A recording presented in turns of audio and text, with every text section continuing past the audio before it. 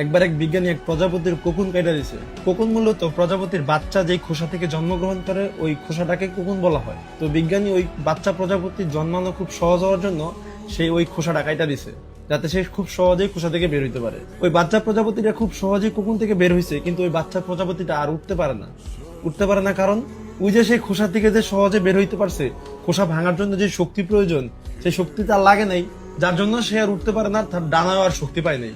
তো আমরাও ভাবি যে আমাদের জীবনে হঠাৎ কেউ আইসা আমাদের সব সমস্যাগুলো সমাধান করে দেব, আমাদের সব কঠিন কাজগুলো সহজ করে দেব, আমাদের স্ট্রাগল যাতে আর করা না লাগে।